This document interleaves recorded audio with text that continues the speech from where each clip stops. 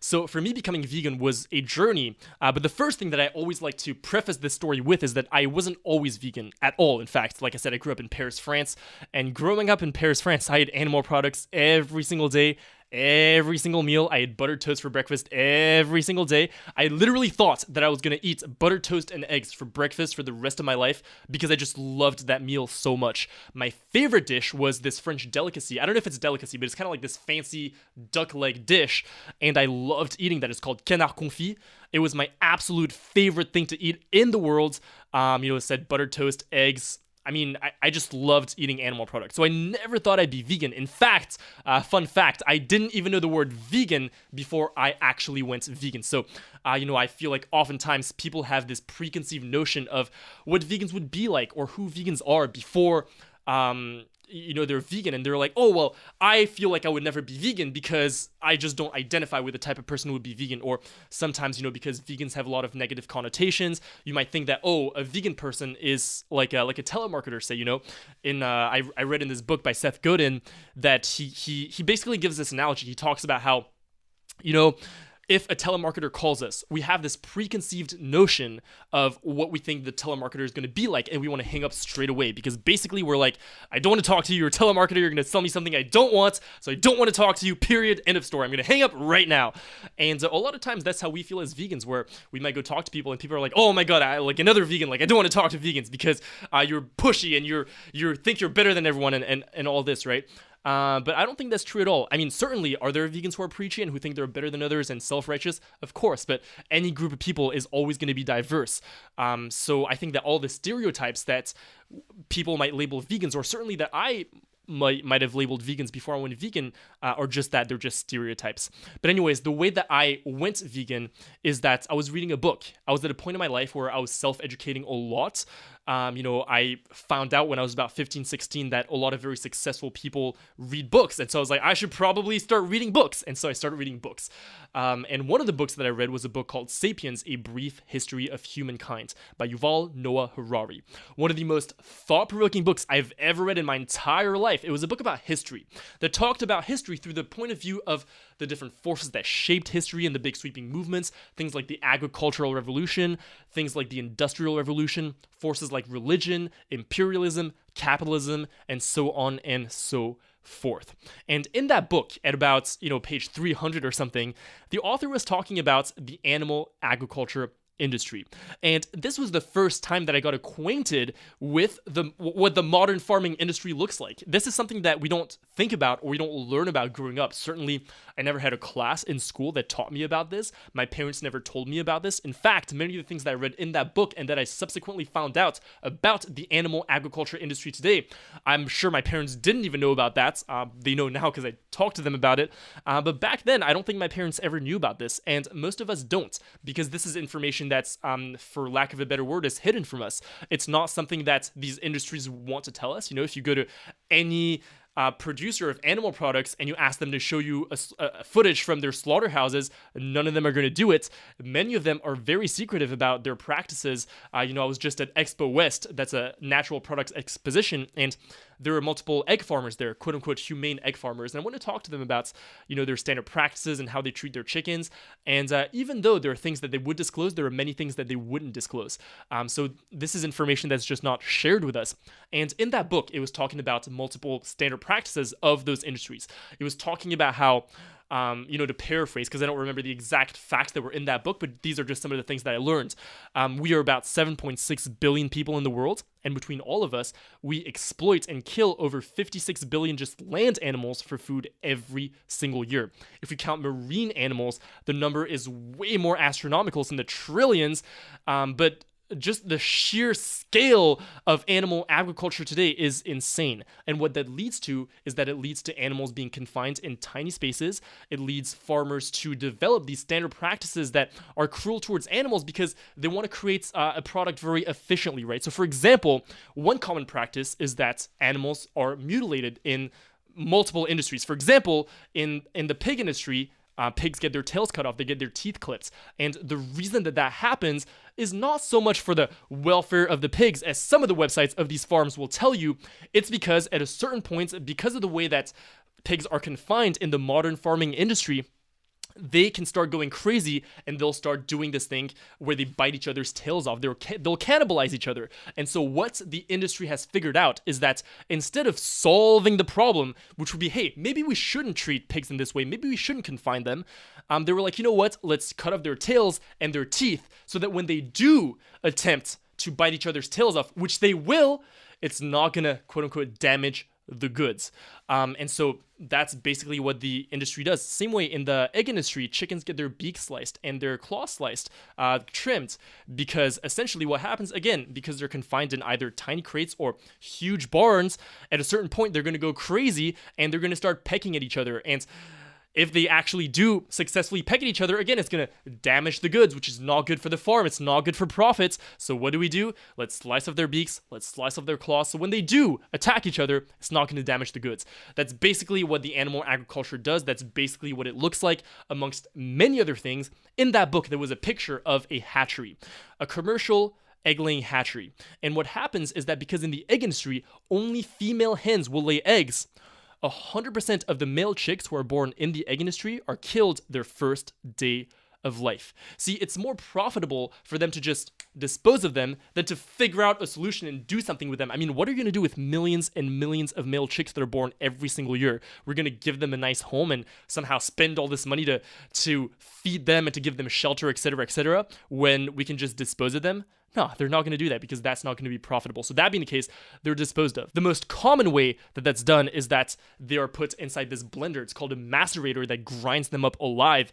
It's absolutely horrible. And there was a picture of this in the book of a conveyor belt with chicks all over. And I don't know if you've ever seen a baby chicken, but it's the cutest thing in the world.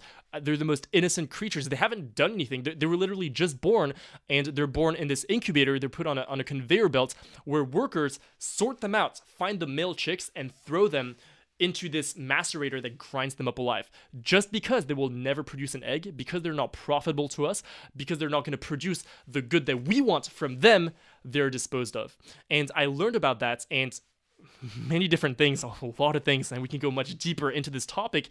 But you know, I was shocked. I was really, really shocked because, like I said, I had never known about this. I never thought about this, and I myself always consider myself a good person. I consider myself a decent person. I was on this journey of personal development. I was trying to become the best version of myself that I could. That's what I was always all about, and I realized, wow, I want to do so much good in the world, but what I've done my whole life is I've contributed to an industry that treats animals in this way, an industry that exploits animals, that kills baby male chicks, that mutilates animals, innocent animals that haven't done anything to us.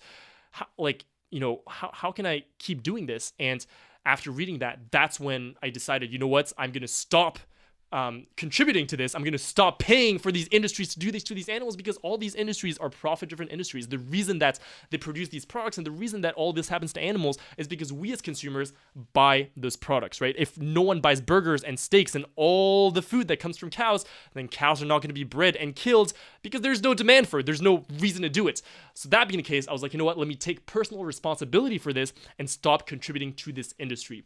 Now, the real reason that clicked with me was because 200 pages before in the book, the author was talking about slavery and the American slave trade. And, you know, I don't want to go too in depth into this right now, but what he was saying is that back then, we look back at something like slavery and we think slavery was horrible. How could have people ever done this? How could people actually believe that other human beings are property? How could we actually believe that just because of the color of our skin, we are better than other human beings? Right now, in today's societal norms in most parts of the world, most people would agree that that is something that we shouldn't do. We shouldn't discriminate someone based on the color of their skin, or really based on any superficial trait that has nothing to do with our worth as a human being. And the author was saying, you know, like I said, we look at slavery, we look at people who supported slavery, and we're like, those people were horrible. How could they have done that? How could they have not have seen that? They're probably stupid. They're probably ignorant. They didn't think for themselves. If only they took a second to actually think for themselves, they would have figured this out. And that's what we think very easily. But the point that he was making is that it's not necessarily the case. It's not that black and white. Think, for example, of a consumer, say, in England. Someone rolls up to him, or me, say I'm in England like 300 years ago, and someone comes up to me and they're like, here's a cookie. You want to eat a cookie, Ryuji? I'd be like, yeah, sure, let me eat a cookie. That sounds nice. I'm kind of hungry. This cookie looks really good. Let me eat it. I'm not thinking, you know what, maybe the sugar in this cookie came from slavery, and maybe slavery is something that's wrong, even though it's completely normalized in my culture, and therefore, to fight that, I shouldn't consume this cookie, because that way I'm taking a stand against what I believe is wrong. I'm not thinking that deep. I'm just like, hey, give me that cookie, let me eat that cookie. And in a similar way, today, we eat all sorts of foods. Say someone rolls up to me today and I eat a cookie. For most of my life, I wouldn't have thought very deeply about it. I would have just been like, you know what, that looks kind of nice. I want to eat a cookie. Let me eat this cookie. In reality, if there's eggs in that cookie, like I said earlier, all the male chicks that were born in the industry that produced the eggs for that cookie to exist were killed on their first day of life, or probably ground up alive in a macerator, if not suffocated in a gas chamber, or just left to die in a plastic bag or something like that. That's literally what had to happen for this cookie to exist. But like I said, for most of my life and most people, we don't think about this, because all we're thinking is, hey, that's a cookie, give me that cookie, I just want to eat that nice little cookie. And I realized, hey, you know what, for me, if there was any way that I could go back in time to when slavery was common, I would never consume anything that came from slavery, because I know it's wrong. It wouldn't matter if it was inconvenient. It wouldn't matter what other people thought about me. None of that would matter, because for me, I'm like, it's wrong. And if it's wrong, I get to take a stand against it, because my values are that this is wrong. And I realized that the animal agriculture industry today is the exact same thing, just that like slavery was normalized 300 years ago, animal agriculture is completely normalized today. And that's when I decided, you know what, I can't do this anymore. This completely goes against my own values. If I did continue to consume meat, dairy, eggs, I would literally be doing something that goes against my values. And then, I was in France at the time. I came back to the States for my sophomore year of college, and that's when I was like, yeah, I'm done with this. Now, like I said, I didn't even know the word vegan back then, so I would tell all my friends, like, oh, I don't eat meat or eggs or cheese anymore, and they would be like, so are you vegan? And I was like, what is vegan? So I didn't know. So I looked it up. I went on the internet, and I was like, the difference between vegetarian and vegan. And I read the definitions, and I was like, you know what? I'm vegan. that's the one for me. And so very quickly, what I found out is that being vegan is about taking a stand against all forms of animal exploitation. It's about looking at the world the way that it actually is, and realizing that there's so many things around us, so many industries that have normalized the exploitation of animals. For example, like I said, the food industry completely normalizes the exploitation of animals, but also the fashion industry when we wear things like leather or wool or silk. The entertainment industry with things like zoos and circuses and shows like you go to see a dolphin show or something like that. And other industries like the cosmetic industry that tests on animals. There's so many ways in which we in our society exploit animals that's completely hidden from us in ways that we don't think about all that. And being vegan is about taking a stand against all of that. It's about saying, you know what? Animals shouldn't be exploited. All animals, regardless of their species, because we all agree, most of us agree, that some animals clearly have rights. We're not allowed to say go kill a dog randomly just because we feel like it. But when it's another animal, say it's a chicken or a cow or a pig, now all of a sudden it's completely normal to pay an industry to kill those animals just because we want to eat their dead bodies. And being vegan is about saying, you know what, we shouldn't discriminate between species. We shouldn't be speciesist, that's the technical word. We should look at all animals and recognize that they should all have these basic rights to freedom, to life, to the pursuit of happiness, all the basic inalienable rights that we have as human beings. They should have them too, because to them, they value their lives just as much as we value our own lives. And so I found that out, and I was like, you know what? That's it. I'm vegan. I'm done.